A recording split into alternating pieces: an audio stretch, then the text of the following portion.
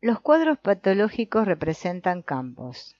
A cada síntoma no le corresponde solo su forma corporal, sino también un entorno formado por pautas de comportamiento y estrategias para sobrevivir. En todo cuadro patológico existe una determinada cantidad de energía que se concentra formando una estructura fija, que está profundamente grabada en el inconsciente en forma de pauta. Lo único que aflora a la superficie consciente es el aspecto de la forma, que podríamos comparar con la punta de un iceberg. Este hecho puede ilustrarse perfectamente tomando como ejemplo las adicciones. El auténtico problema no son los síntomas corporales que desaparecen en el plazo de unos pocos días de abstinencia, sino la pauta profundamente arraigada de la que los adictos no pueden liberarse. Por buenas que sean las intenciones terapéuticas, si no profundizan hasta la pauta subyacente, no tendrán ningún efecto duradero. Es únicamente una cuestión de tiempo hasta que dicha pauta vuelva a enganchar a los adictos. Por tanto, es de gran importancia que los afectados sean conscientes de que esa pauta es inmutable y que su única oportunidad es modificar su modo de vida. El campo formativo del cuadro patológico se alimenta de la pauta subyacente. Dicha pauta todavía podría compararse con un marco, en el que algunos cuadros encajan y otros no. El marco determina el principio que puede expresarse en su campo. Por ejemplo, en un determinado suelo pueden crecer diferentes variedades de plantas, pero no todas.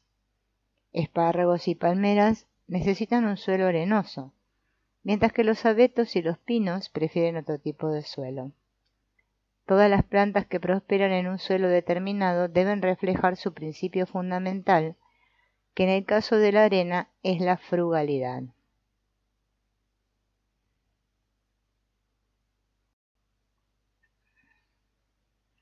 Trasladado al tema de las enfermedades, esto significa que una problemática fundamental, por ejemplo un problema de agresividad, establece el marco correspondiente en el nivel de las pautas. En la superficie puede dar lugar a manifestaciones muy diversas, por ejemplo, alergias, hipertensión, cálculos biliares o morderse las uñas, pero esto describe únicamente el nivel corporal en la superficie.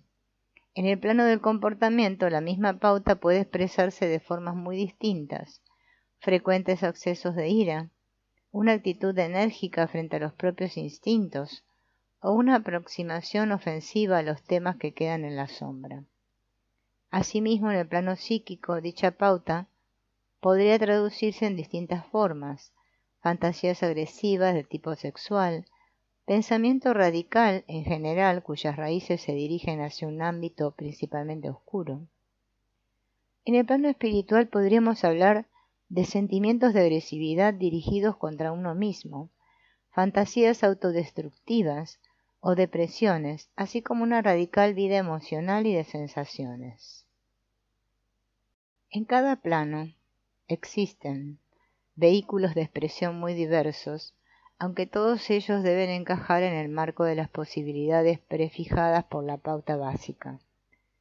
Al estudiar más detalladamente dicha pauta subyacente, se descubre cuál es la problemática. Por ejemplo, si se trata de agresividad que se inflama frente a los temas sucios de la vida, lo más probable es que aparezca una alergia. No obstante, también aquí las posibilidades son múltiples, cosa que se refleja en el gran número de alérgenos y en su rico simbolismo. Nuestra vida está regida por pautas que fijan las condiciones marco. Según las teorías esotéricas, nacemos con ellas para que las vivamos a lo largo de nuestra vida. En último término, conocerse a sí mismo es tomar conciencia de las pautas y la autorrealización, su aceptación y liberación. Por tanto, el campo de trabajo de la autorrealización abarca los planos superficiales, el cuerpo y el comportamiento, así como la esencia de uno mismo, el núcleo de divinidad en nuestro interior. Si estamos atrapados por pautas inconscientes, tenemos bloqueado el camino hacia nuestro propio yo.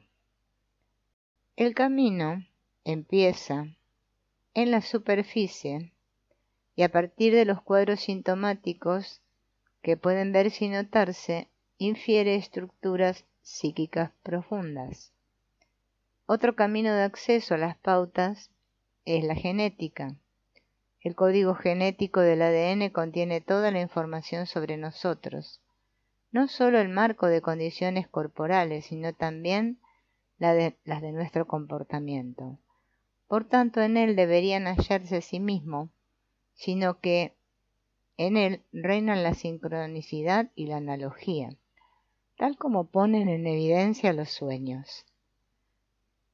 No hace tanto tiempo que todas las personas participaban de esta comprensión psíquica del mundo, pero incluso el pequeño sector de la humanidad que ha abandonado esta imagen del mundo, sector al que nosotros pertenecemos, conserva aún de manera intuitiva y secreta profundas raíces que lo vinculan a esa antigua imagen y que son más fuertes de lo que está dispuesto a admitir.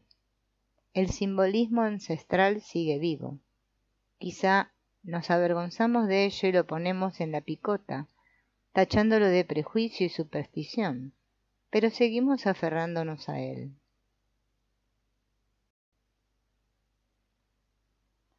Prácticamente ninguno de los periódicos más importantes puede permitirse eliminar los horóscopos, que son leídos por muchas personas que nunca lo confesarían.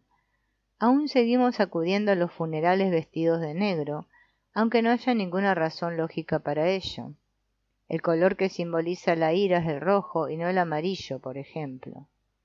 Cuando no nos queda esperanza, lo vemos todo negro, y para expresar que creemos que alguien está chiflado, nos llevamos el dedo índice a la sien, imprimiendo la mano en movimiento circular, y no se nos ocurre llevarnos el dedo a la rodilla, pongamos por caso. La rodilla simboliza la humildad y no las ideas un poco locas. La tosudez la simbolizamos en el cuello del toro, mientras que el cuello de cisne representa la elegancia y arrogancia. Estas y otras muchas relaciones no son totalmente naturales, aunque en realidad no tienen ninguna explicación causal. Carecen de gran parte de lógica, aunque no de toda, y se basan en la analogía. Los cuadros patológicos son expresión de pautas que están firme y profundamente arraigadas en la matriz de la realidad y se vehiculan en las pautas de los principios elementales, así como las relaciones de estos entre sí. Por tanto, si queremos influir de manera permanente en los cuadros patológicos, no podemos limitarnos a efectuar simples modificaciones cosméticas superficiales. Además, un cuadro nunca puede suprimirse sin más, sin proporcionar un reemplazo, puesto que la pauta subyacente nunca desaparece. Lo único que puede hacerse es intercambiar los cuadros patológicos dentro de sus respectivos marcos. El peligro de la medicina alopática o convencional, así como del pensamiento positivo, estriba en cubrir a nivel superficial una pauta profunda únicamente con sustancias químicas o afirmaciones bien intencionadas.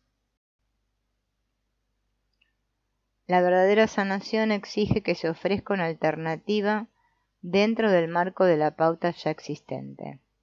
Si nos limitamos a oponernos, conseguiremos un alivio a corto plazo, pero a la larga el problema se irá agudizando.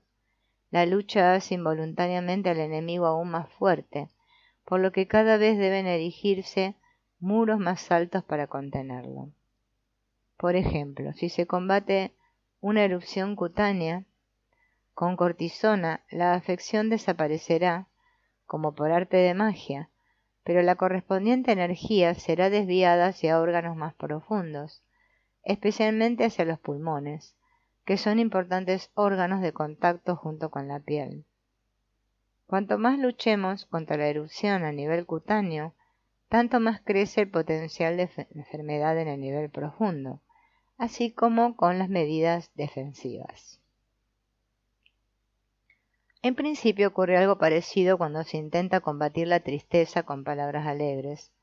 La capa superficial formada por las llamadas afirmaciones positivas no hace sino aumentar el potencial depresivo. Tras una breve mejoría que suele interpretarse erróneamente como curación, el conflicto reprimido vuelve a aparecer en otro lugar. En efecto, los síntomas de una enfermedad pueden intercambiarse con contenidos psíquicos o pautas de comportamiento, pero desde el punto de vista de los principios elementales deben corresponderse. Es decir, las alternativas no deben provenir del polo opuesto, sino de la misma cadena simbólica. En el aspecto de su patrón básico deben ser lo más similares posibles, o dicho de otra manera, deben ser homeopáticos. Por lo tanto, a fin de poder desviar la energía a otro campo de imagen, aunque sea equivalente, es necesario comprender los cuadros patológicos. Puesto que todo cuadro patológico en realidad sana a la persona afectada, ésta no puede prescindir o modificar ninguno de ellos a voluntad. Sin su síntoma, el paciente está enfermo y no posee equilibrio. Si se le aplica un tratamiento alopático, es decir, con su opuesto, el resultado es que vuelve a perder el equilibrio que había recuperado con ayuda de la patología. Ilustremos lo dicho con un ejemplo. Los obesos depresivos desarrollan un síntoma que tiene por finalidad mantener su equilibrio. Visto globalmente, es preferible que esos kilos de más le proporcionen una especie de escudo protector frente a un mundo que le es hostil y que encuentre en la comida un paliativo a su insatisfacción, a que por ejemplo cometa suicidio por no poder superar sus penas de amor. Si a estos pacientes se les aconseja alopáticamente un régimen radical, se está poniendo en peligro su equilibrio. El paciente puede perder su escudo aislante sin recibir a cambio otro escudo protector ni otro paliativo para su insatisfacción. Y sobre todo no recibe lo que más necesita, amor. Está claro que el tipo de amor que puede procurarse de manera tan evidente y exclusiva a través del estómago no es la solución ideal, pero al menos es un intento de asumir el conflicto. Las golosinas y otros deliciosos bocados no le proporcionan el afecto que el paciente realmente necesita, pero es un tipo de afecto, mientras que un régimen estricto no le ayudaría en nada a resolver su problema. En este caso, un tratamiento homeopático podría consistir en ofrecer al paciente algo similar a la comida como sustitutivo. En el plano psíquico sería naturalmente amor, con todas sus correspondencias en el sentido de la satisfacción de los sentidos. Por tanto, se trataría de que el paciente volviera a encontrar algo, o aún mejor a alguien, que colmara de algún modo su necesidad de amor. Es preferible que aprenda a tomar conciencia de su gula y a gozar realmente comiendo, que no la renuncia total. El hecho de atracarse inconsciente o semi-inconscientemente de golosinas es solo una manera de asumir el tema, aunque se haga de manera un poco torpe. La mejor solución sería aprender a amarse a sí mismo. El ser humano nace con su esquema, que está compuesto por distintas pautas subyacentes. Dicho esquema se refleja en el patrimonio genético, en los arquetipos, en el horóscopo, en los cuadros patológicos o en otros niveles de proyección. A lo largo de la vida el esquema se va actualizando en sus distintos aspectos. Nadie puede sustraerse a él, sino que debe cumplirse, es decir, ser llenado con vida. En el caso de que las experiencias vitales o la terapia nos descubran partes de nuestra estructura y las hayamos explorado, es posible encontrar alternativas a su consumación. Este intercambio, que tiene lugar en los planos verticales, es la oportunidad que brinda la filosofía de la enfermedad como camino. Los cuadros patológicos surgen cuando temas psíquico-espirituales se desplazan desde el plano consciente al cuerpo. Y a la inversa, a partir de cuadros patológicos, es posible filtrar de nuevo dichos temas. El paso hacia las imágenes puras de los principios elementales facilita ulteriores pasos hacia otros planos de representación de dicho principio. Es lo mismo que ocurre con el aprendizaje de un idioma. Si alguien desea aprender italiano, español y francés, lo más sencillo es empezar aprendiendo latín. Partiendo de esta base común, todos los demás pasos son más fáciles. Pongamos un ejemplo de recomendación terapéutica basada en los principios elementales. Si una persona tiene arenilla en el riñón, la solución podría pasar, por ejemplo, por un trabajo constante en la relación de pareja. Los riñones, al igual que la pareja, están sometidos al principio de Venus, mientras que la arenilla o las piedras dependen del principio de Saturno, al que también pertenece el trabajo constante. La arenilla renal simboliza en el nivel corporal la presencia de arena en el engranaje de la pareja.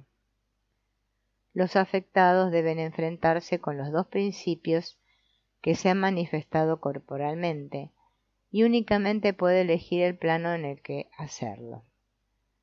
Las propuestas de terapia que se desprenden de este tipo de pensamientos suponen un reto, ya que hacen aflorar de nuevo a la superficie del consciente un principio poco agradable, que justamente por eso ha sido relegado. Después de todo, si alguien no se opone a un tema, no tiene necesidad de arrinconarlo en la sombra, pero si el tema se encarna en forma de problema, sus correspondencias psíquicas también le resultarán desagradables. De no ser así, hay que proceder con cautela, ya que sería un indicio de que dichas correspondencias no son correctas. Los principios elementales facilitan, asimismo, la tarea de asignar un significado e interpretar los distintos órganos y regiones del cuerpo. Que el cuello está relacionado con la adquisición de bienes es fácil deducirlo a partir de su función, así como que la rodilla está vinculada a la humildad, por la acción de hincar las rodillas y arrodillarse.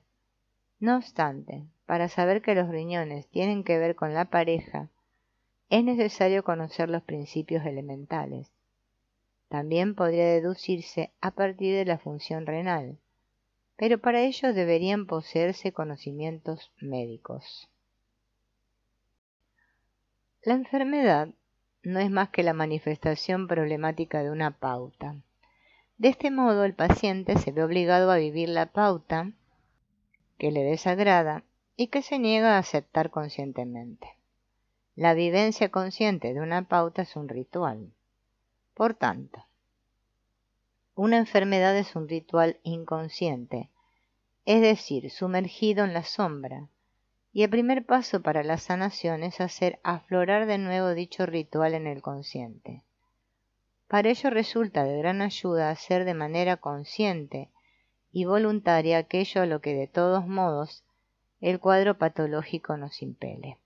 Por ejemplo, si hablamos de un obeso depresivo, se trataría de comer conscientemente. El placer derivado de la ingestión de las golosinas o de cualquier otra cosa que agrade produce una determinada sensación. Así podría crearse un ritual de comida divertido y placentero. Lo importante es no dejarse invadir por los remordimientos, ya que estos proceden del polo alopático y en este caso únicamente serían perjudiciales. Si en lugar de saciarse con mala conciencia se desarrollan rituales de comida conscientes, la presión que ejerce el síntoma se reduce considerablemente. Por una parte, si se saborea conscientemente la comida, se reduce la cantidad de alimentos que la persona se siente impelida a ingerir, y por otra parte se aceptan mejor los inevitables michelines, ya que se es consciente de lo que se ha recibido a cambio. Una vez la persona se sumerge en la cadena del placer, se le presentan por sí solas otras fuentes de satisfacción. En el reino de Venus, al que pertenece el placer de la comida, hay muchas otras posibilidades. El placer obtenido a través de los demás sentidos sirve para aliviar al sobrecargado estómago, sin ser necesario abandonar el tema de la sensualidad. El goce que proporcionan los sentidos de la vista, el oído, el olfato y el tacto cumple más o menos la misma pauta. El tacto, por ser la piel órgano venusiano, es el sentido más afín al gusto, por lo que el goce sensual a través de la piel sería la mejor alternativa en la ingestión desproporcionada de alimentos. Los besos son un buen sustituto de la costumbre de chupar caramelos, ya que en este caso el placer procede de la misma mucosa. Las caricias transmiten la sensación de estar experimentando algo agradable, del mismo modo que después de una buena comida nos acariciamos satisfechos el vientre. El primer paso consiste en convertir la pauta inconsciente del cuadro patológico en un ritual consciente. El siguiente paso sería pasar de los planos del esfuerzo a planos de resolución más prometedores. Este proceso será tanto más fácil cuanto mejor se ajuste a la pauta, es decir, al correspondiente principio elemental. No es posible modificar la pauta, pero sí el plano en la que se realiza y se resuelve. Entre ambos términos existe una diferencia abismal. La realización significa sobre todo esfuerzo, mientras que la resolución tiene la ventaja de tener la solución a su lado.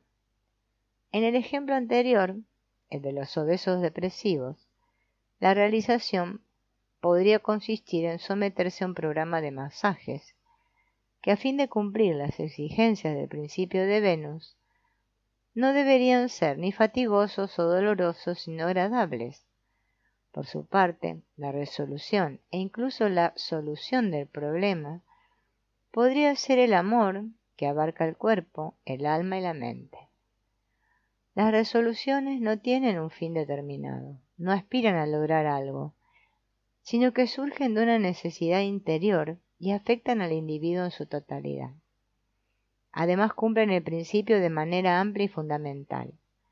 La realización consciente entraña el peligro de cubrir solamente algunos aspectos. El masaje, al igual que comer golosina, afecta únicamente al plano del placer corporal.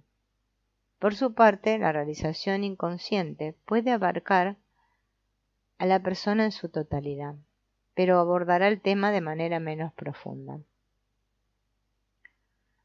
Si un individuo tiene un problema con el principio elemental Marte, del que no es consciente, podría liberarse de su agresividad, por ejemplo, animando a su equipo en el campo hasta desgañitarse. Pero por mucho que chille, poniendo en ello todo su empeño, no podrá resolver el problema. Por el contrario, si alguien trabaja conscientemente en su problema, tiene la ventaja de conocerlo. Por ejemplo, resulta una buena idea practicar artes marciales para encontrar una vía de escape a la agresividad, aunque existe el riesgo de que poner en ello el cuerpo, pero no el alma. Una resolución consistiría en decidirse a tomar las riendas de su vida, plantar cara con valor a los problemas y vivir conforme a ello. El ritual requiere concienciación en todos los planos afectados, siendo además tanto más efectivo cuanto más planos incluya. De ello se deduce la escasa eficacia que suelen tener las enfermedades como resolución de un tema. Por lo general, los síntomas conducen únicamente a la realización, ya que falta la conciencia psíquico-espiritual. Pero si ésta se integra en el síntoma, transformando la sintomatología de la enfermedad en un ritual consciente que abarque todos los planos, aumentan las probabilidades de resolver el tema. Esta es también la clave para convertir los intentos de realización en resoluciones. En el ejemplo anterior sería posible practicar un deporte de lucha de manera tan consciente que interviniera a sí mismo el alma y el espíritu, convirtiéndose en un arte marcial cuya filosofía comprenda la vida en su totalidad, desde la superficie hasta las raíces.